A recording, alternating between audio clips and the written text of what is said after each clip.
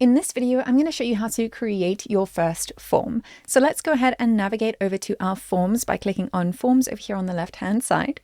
And then I'm going to create a new form by simply clicking Add Your First Form. I'm going to go ahead and call this My Form. You would obviously call this something relevant to whatever it is you're using this form for. Then we have our views. So we have our single view and we have our pages view. Now the single view is going to show your users one question at a time, whereas the pages view is going to allow you to display multiple questions at a time on a single page. So I'm going to go ahead and stick with single pages view for now. And then I'm going to make sure that this is a published form. Then I'm going to go ahead and hit save. And you'll see that when we create our form, our first question is automatically created, and that is collecting our email address. This is so that we know exactly who has filled in this form, and we have that email address right off the bat. But let's go ahead and add another question to our form, and I want to collect my user's first name. So I'm going to come here to my questions on the right-hand side, and I'm going to click Add. I'm then going to say question, and I'm going to say first name. So that is my question title. That is what my users are going to see. That is where you are going to put the question you are asking. Pretty straightforward. Then you're going to select your question type. And so here you can see we've got a custom field or a profile field. So a custom field, you'll be able to collect whatever information you want and create custom fields according to that. And our profile field, these are existing fields within the user's profile. So things like their email, their first name, their phone number, things like that. So in this case, I'm going to select the profile field and I want this to be their first name. And then you can say whether or not this is required. I'm going to say, yes, this is required. You cannot move on with this form unless you fill out this question. You can also leave a little hint here that will help them give you the answers that you want. But in this question, I don't think we really need a hint. We're just asking for their first name. So I'm going to go ahead and hit save. And now we have our email and our first name. So I'm going to go ahead and add another question. And this time I'm going to create a custom field question. So in this question, I'm going to say, which best describes you? And in this case, I want to create a multiple choice question so that they can choose one of a few options. So I'm going to go for a custom field, and then I'm going to choose my field type. It's automatically set to text, but I want to change this to a radio button group. Now you'll see that there are a bunch of different options here for you to choose from, but I simply want to choose a radio button group for this example. I'm not going to go through each of these different options, but you can definitely go through them and choose which ones are most applicable to your questions. So I'm going to choose a radio button group and I'm going to start filling in my options. So I'm going to say not ready and getting there and super ready. Whoa, my typing has gone out the window. All right, so there we go. We've got our three options, and this is going to help you decide whether or not this person is someone you want to work with. So we've got our questions. Again, I want to make this required. You cannot move past this question unless you give me an answer. And again, you could leave a hint if you want. And then I'm going to go ahead and hit save. So now we have that second question. I want to go ahead and add another question. And again, this is going to be a custom question.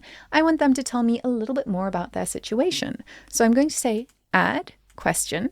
And this time I'm going to say, tell me more about your situation.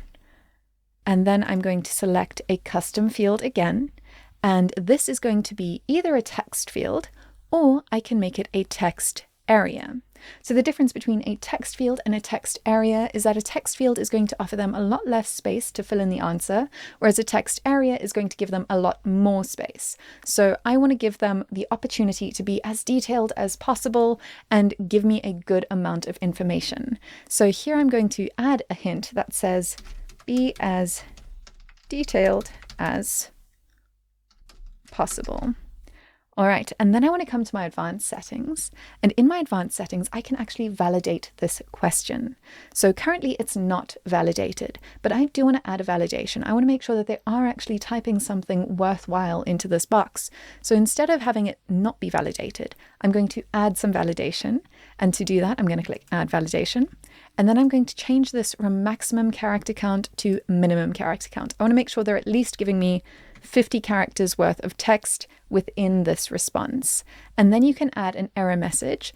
And I'm going to say at least 50 characters, and then I can go ahead and hit save. I also want to make sure that this is a required question, so they have to answer this question before they move on. Then I can go ahead and hit save. I'm going to add another question as well. So we're going to add quite a few questions just so I can show you a few of the different options that you have available. So I'm going to, again, add a question. I've lost my mouse. There it is. Add a question. There we go. Question. This time I'm going to say preferred contact method. And then I'm going to select the type. Again, I'm selecting a custom field, and then I'm going to not choose a text field, but I'm going to make it a select option. So this is going to give me a drop down with options for them to choose from. So I'm going to say Zoom, Teams, Skype, or phone. And then again, I'm going to make this a required question, and I'm going to hit save. So now you'll see that I've got that drop down with those different options. And lastly, I want to add a little checkbox question that says, I understand that all the information I've provided is correct and whatnot. So what I'm going to do is go again to add question, and I'm just going to say, I understand, because I don't feel like writing a very long sentence. Then I'm going to again select a custom field. This field is going to be a checkbox. And again, I could make this required, I could make this not required, depending on what I'm asking here. And so I'm just going to leave it as not required, and I'm going to hit save. So as you can see, there's quite a lot of options available at your fingers when it comes to creating forms in the system. And I've only just brushed the top of it right now.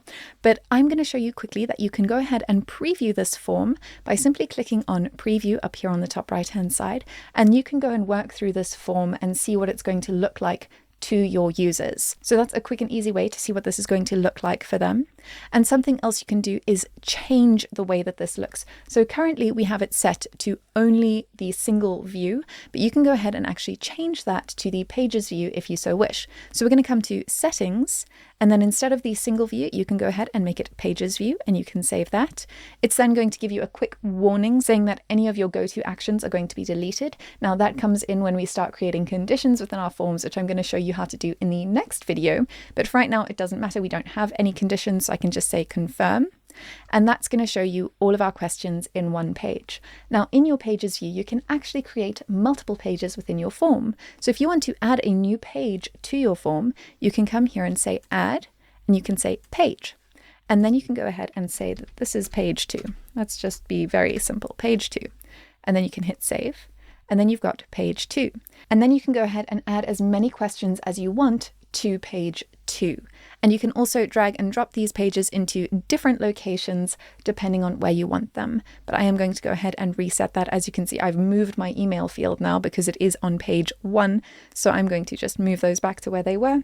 But then you can go ahead and add those pages. Oh, it's moved my email question onto page 2 now instead. But I actually don't want to have the page view. I do want to keep it in the single view for now, but that is just a quick example to show you that you can change between the two different views. You can also view what those pages are going to look like. So I am going to drag page 2 back to where it was, move the email question back to page 1. And again, when I click preview, you'll be able to see what that looks like. When I hit next, it will take me to page 2 with all of my questions on page 2.